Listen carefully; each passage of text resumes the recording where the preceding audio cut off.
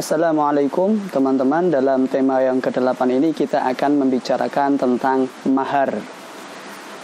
Apa itu mahar? Mahar adalah harta yang diberikan kepada seorang wanita sebagai sebuah tanda keseriusan untuk menikahi, yang itu diberikan dari pihak laki-laki.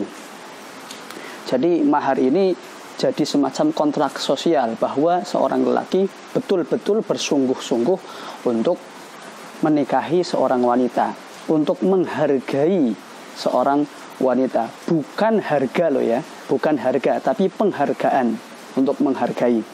Dan dalam hal mahar ini memang ada beberapa hal yang perlu kita pahami, yang perlu kita perhatikan. Bahwa yang pertama, bahwa mahar itu bukan rukun dalam nikah, tapi merupakan kewajiban suami, kewajiban laki-laki si calon suami. Namun bukan rukun nikah. Artinya kalaupun tidak disebutkan dalam proses akad nikah atau ijab qabul, tetap sah pernikahan tersebut. Tapi tetap harus ada karena mahar itu adalah kewajiban. Tapi tentu dalam hal menyebutkannya ketika akad nikah, ketika ijab qabul, itu tetap dihukumi sunnah. Jadi silahkan saja disebutkan, tapi kalau tidak disebutkan juga tidak apa-apa. Nah, yang pertama yang perlu kita perhatikan tentang nominalnya. Berapa sih mahar yang perlu diberikan kepada seorang calon istri? Tentu harus ada kesepakatan agar tidak memberatkan si lelaki, juga tidak meremehkan si wanita.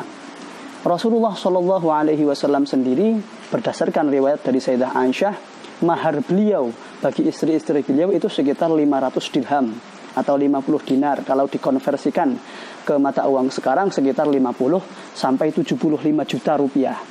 Lumayan banyak. Sayyidina Ali menikahi Sayyidah Fatimah Az-Zahra itu dengan mahar baju besi yang kalau dihargakan itu sekitar 400 dirham.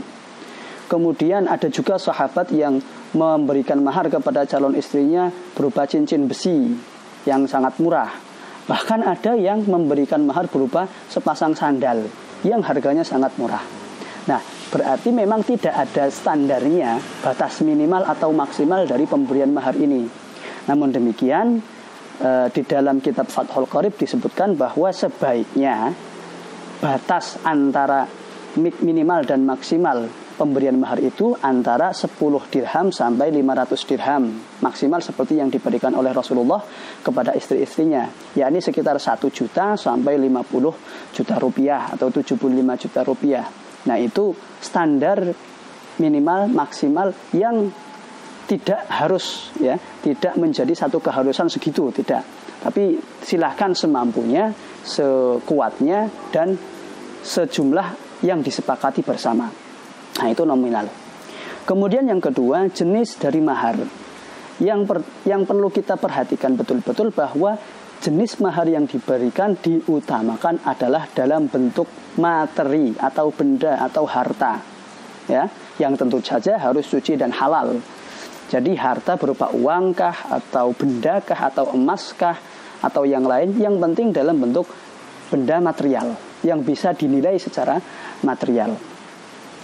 Nah, kalau memang betul-betul sudah tidak punya harta, benda, materi yang bisa diberikan sebagai mahar, baru boleh kemudian memberikan mahar berupa jasa. Misalkan jasa mengajarkan Quran, jasa mengajarkan ilmu-ilmu agama. Misalkan santri yang baru lulus mondok, kemudian tidak punya harta sama sekali, dan mahar yang dia berikan adalah mengajarkan Quran, surat Ar-Rahman misalkan kepada istrinya, dibolehkan. Nah, jadi yang pertama yang diutamakan prioritasnya adalah memberikan materi dulu. Kalau baru tidak bisa, tidak punya, baru memberikan jasa. Dan pemberian mahar ini bisa dengan cara tunai, langsung seketika itu juga.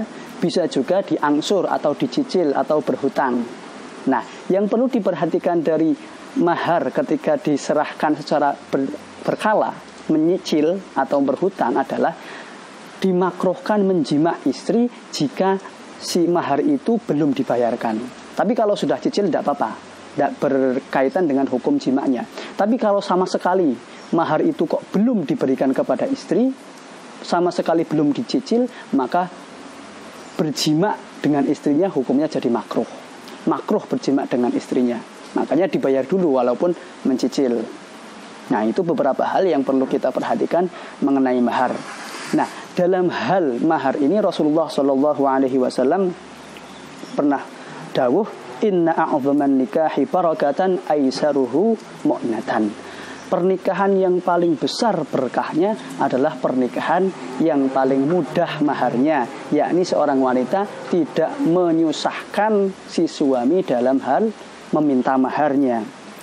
Khairuhunna aisaruhunna shadaqah. Sebaik-baik wanita adalah yang semudah-mudahnya maharnya.